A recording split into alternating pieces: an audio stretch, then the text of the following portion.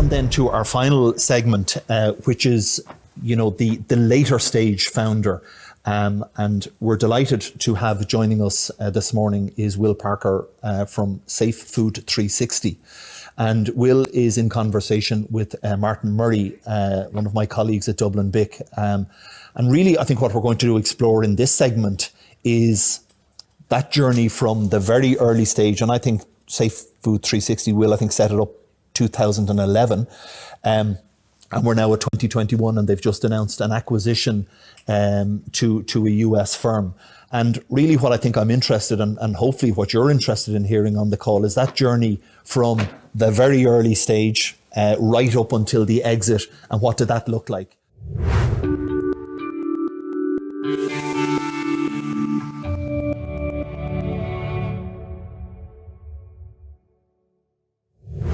To welcome my colleague Martin Murray, who's here with us this morning. Martin, thank you for coming in. I'll hand you over to Martin and we'll bring in Will Parker from Safefood 360 to kick off the conversation.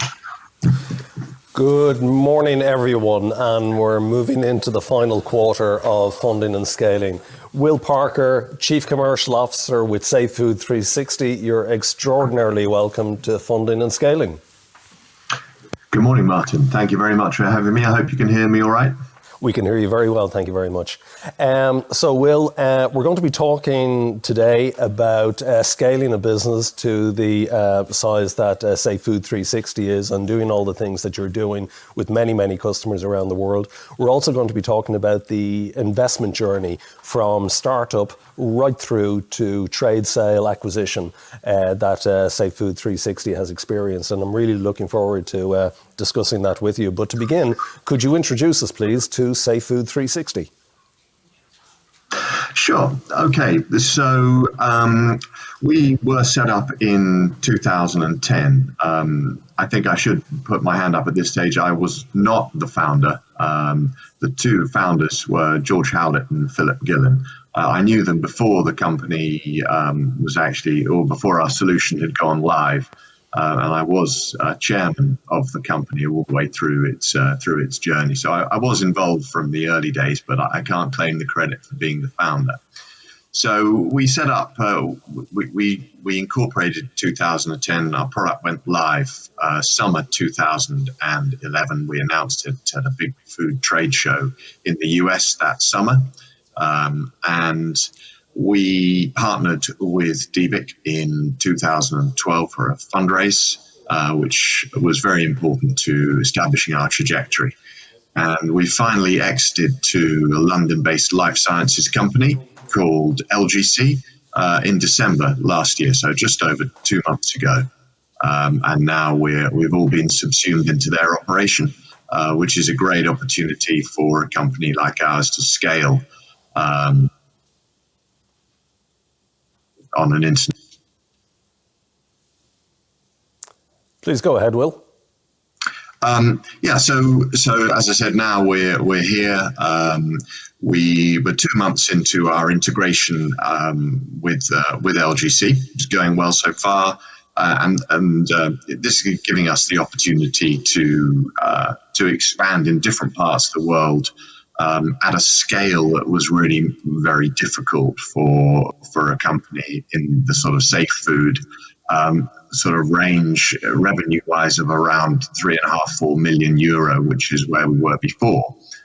So to be under the umbrella of a 700 million euro business is a lot more comfortable in terms of being able to expand your operation without having to worry about whether or not you can afford it out of your own revenues, and would need to take on more capital to do that. And can you just remind us, Will, what is the business of Safefood 360? Sure. So it's a bit of regulatory and compliance software. There's a clue in the name. We really focus on food companies, so food manufacturers, retailers, and distributors, more than food service companies. And what we basically do is take all of the manual processes that food companies have to do to produce safe food, and we put them up in the cloud. meaning that everybody in those operations has access to their data immediately, rather than, as would have been the case in the old days, if I was the food safety manager in a company, I'd turn around from my desk and the whole of the back wall there would be covered with A4 lever arch files filled with documentation, production checks, packaging checks, temperature readings, all sorts of things like that, which are now automated and online in Safefood. Very good. Can you give us an idea of the scale of the business, number of customers, kind of revenues, number of people in Safefood 360 now? Sure. So in terms of our company, we are about 30 odd people. We're primarily based, our headquarters in Blanchardstown in Dublin. We have a small operation in the US, and we also do some of our software development out of Pune in India. So in terms of customers, we probably have around about 150 customers, several thousand users worldwide. We operate in all continents apart from Antarctica. Our customer base starts at about 10 million euros revenue. So below that, it's a bit of a sledgehammer to crack a nut. And our biggest customers are in the sort of 30 billion US dollars and above range. So Antarctica is still waiting for you to break into it. Still waiting, yeah. Okay. So you're a 30-person company and you're selling into businesses including $30 billion publicly quoted companies. Can you let's talk about how a 30-person company achieves that, or starting from much smaller than that, how you achieve that. How does Safefood 360 do lead generation, lead qualification, and actually closing the business with customers? That's a good question. And I mean, it's certainly interesting. We sold in 2016 to a $30 billion revenue organization. And they talk in sort of warfare about asymmetrical warfare, where you no longer have armies of equal size fighting. You have one very small organization, one very large one. And that kind of was something that sprung to mind with us back in those days. How could we, with revenues of say 1.5 to 2 million euro, be selling to an organization of that size, which was several thousand times bigger than us? And the answer is, what you have to do is really demonstrate credibility in your sector. Now, we're fortunate that we're selling a set of regulatory and compliance tools. In other words, we didn't have to make them up. It wasn't our own interpretation of food safety. Legislation around the world sets what those standards are. So it's not that difficult to comply with them, provided you understand the legislation, you can build it into your solution.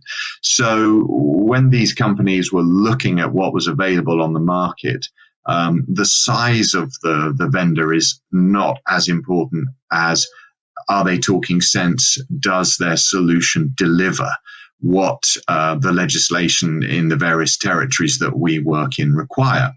So how we generate leads is very simple. It's simply content-based marketing. So we don't have any sort of slick sales messages of any particular sort. If you are a technical manager, a quality manager in a big food business operator, well, even quite a small food business operator, you will search on the web for tools to help you do your job. And those tools are science-based technical tools.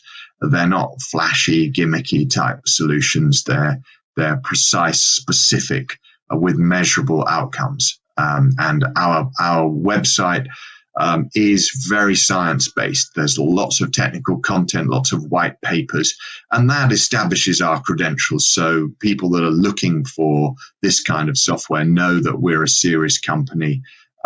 We're not doing anything other than reflecting the legislation and demonstrating that we have a solution that can give them what they're looking for in a far more efficient way than doing it on paper, in Word, Excel, SharePoint, all the sort of semi-automated methodologies that they're using up to now.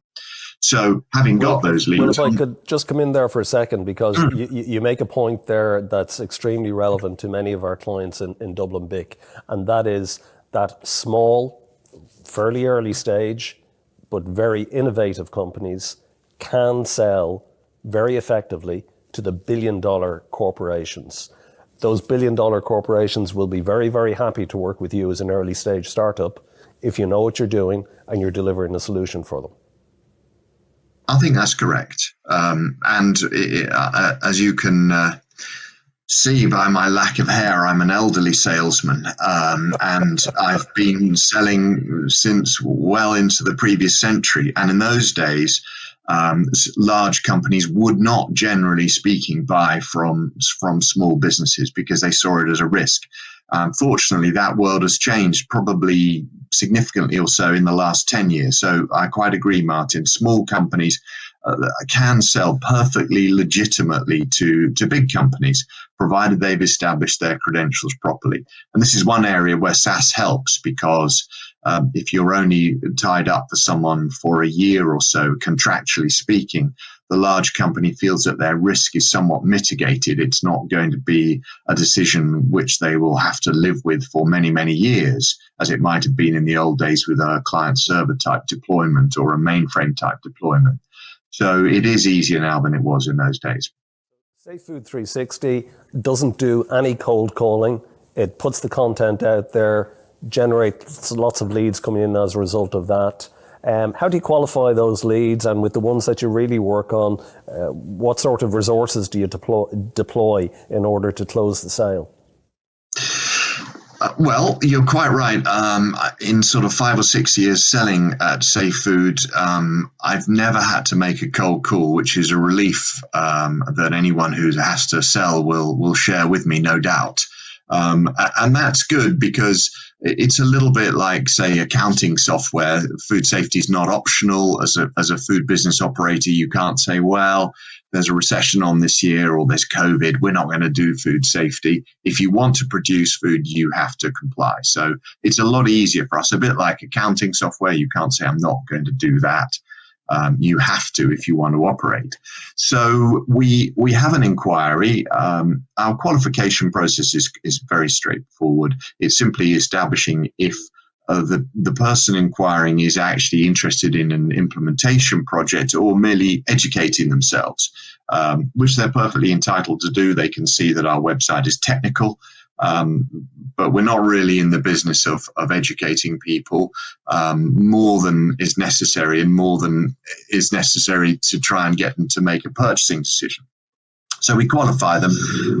We're not ashamed of the pricing. So Safefood is priced on a per site basis. The opening price is $15,000 per year. So we get that out on the table reasonably quickly, simply because there's no point in going through a sales cycle and demonstrating the software, which is something which takes at least an hour, and then find that someone has a budget of €500. So we're quick to get that out on the table. If that isn't a significant objection, we will very easily be able to demonstrate that the value that someone can get from implementing a system like this rapidly exceeds the cost of it, in terms of accuracy, in terms of immediacy of data, and also, if you like, on the insurance side, the reduction in risk of a recall, which is the nightmare situation for any food manufacturer or distributor, that they have to recall products that they have produced or sent out, both in terms of the absolute cost of that, but also the brand damage. So the complexity of the sale isn't that great, on the basis that the disadvantages of not doing it are very high. Very good. I'd like to move to our next topic, which is about that investment journey. I know the early stage investment with Safefood 360 included investment from Dublin BIC's AIB Seed Capital Fund, but I'd like to move closer to the end of the journey. In Dublin BIC, we talk quite a lot about getting investor ready. I'd like to talk to you about what makes a business acquisition ready. What were the characteristics that made Safefood 360 ready to be acquired last December by a much larger company? Okay, I think it would probably be wrong to say that this time last year we said to ourselves at our board level, okay, we want to sell the business. So now some people do find themselves in that position and say they want to do that. What we wanted to do was to scale. And there are two ways of scaling. You can scale in a sort of arithmetic way, by which I mean you use your revenues that you're generating and funnel some of those into expanding your business. Or there's an exponential level of growth, which you can do in one of two ways. You can take on more investment, you can borrow money at scale, or you can potentially sell the business. So we felt that we had several years of arithmetic growth under our belt. So we knew what that was all about. And we could see that we would be very elderly indeed by the time we had scaled the business, even with positive growth to the size that we wanted. So this led us to a discussion. Well, let's look and see what we've got out in the market. What we had under our belts at that stage was several years of continuous growth. We had a large and diverse customer base, as I described, on all continents and in all sizes of companies, from $10 to $30 billion.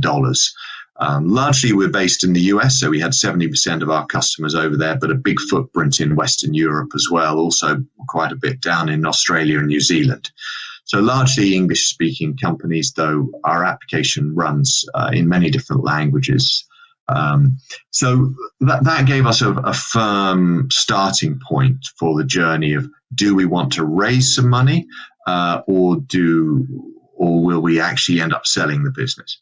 And as part of that lengthy exercise, which took us probably 6 months last year, from about May through to the end of November, we explored various options. So raising some more money, changing our capital structure within the company, and finally a complete sale, which is actually what we ended up doing.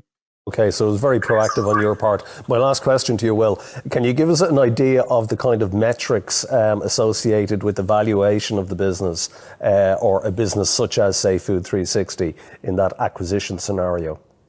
Certainly. I mean, as I'm sure your audience knows in great detail, the key metrics for a SaaS-based business is your recurring revenue. That's really where that drives the valuation.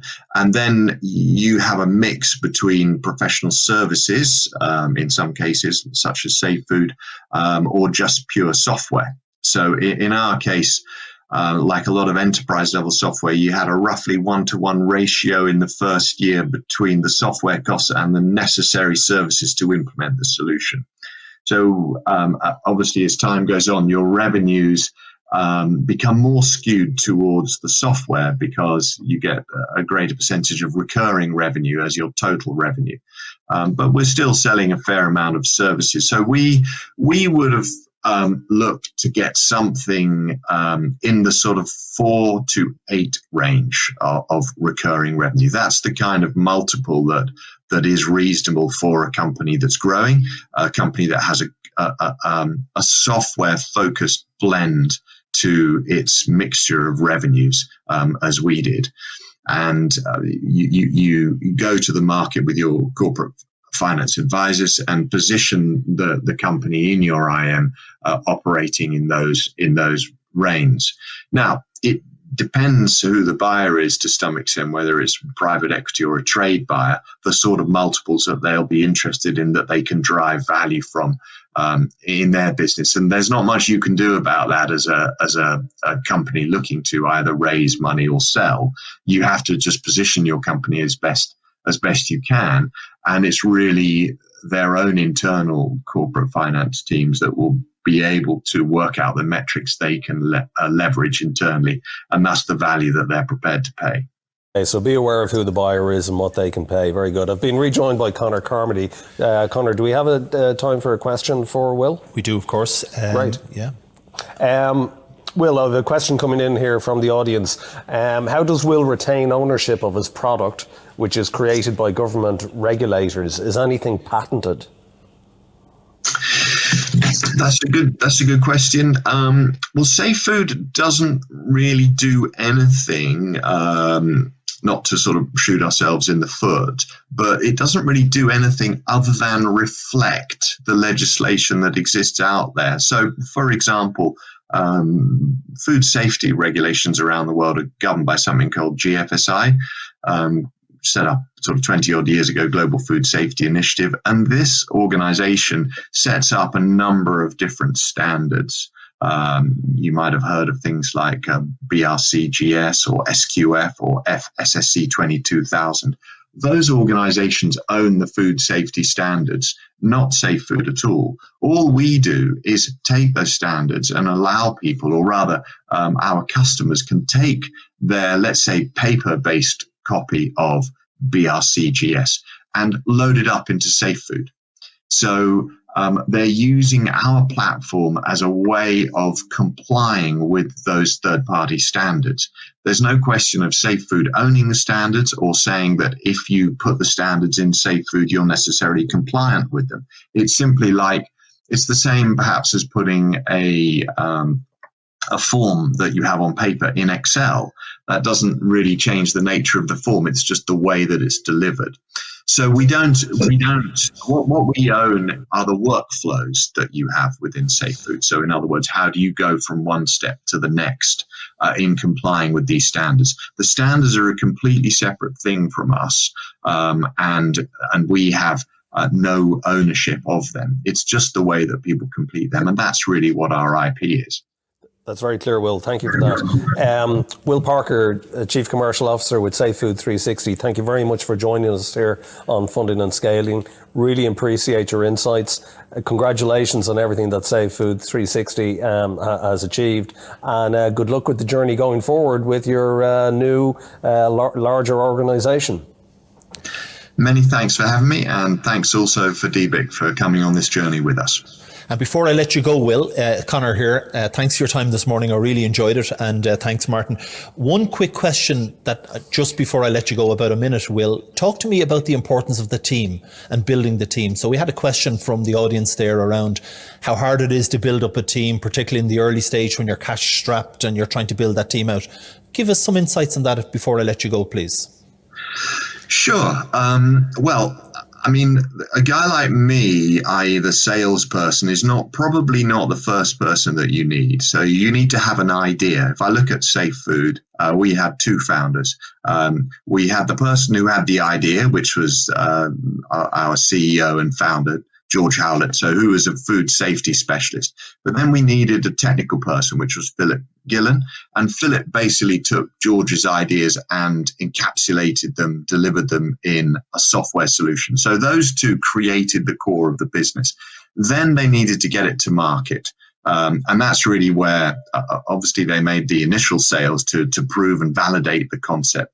But after that, you need to scale it. And that's really when you start to need a professional services team, in our case, to implement the solution, a sales team to actually get it to market in the first place, and then a tech services team to provide technical support and customer services. So timing is important. And I think one thing that I wouldn't advise is building out a massive team to start off with when you don't have any revenues. It's much better to prove your concept first and then sort of scale arithmetically, as we were talking about earlier, as your revenues allow it. And then choose the right time, as we did with DBIC, to say, well, we're going to take some money on now. We've proved the concept. We know we can sell it. We just need to do it faster and at a greater scale. And that's really when the team becomes paramount and essential to the future trajectory of the company. Fantastic. Will, continued success and many thanks for joining us and giving us your time this morning. Martin. That's a pleasure. Many thanks. Thank you.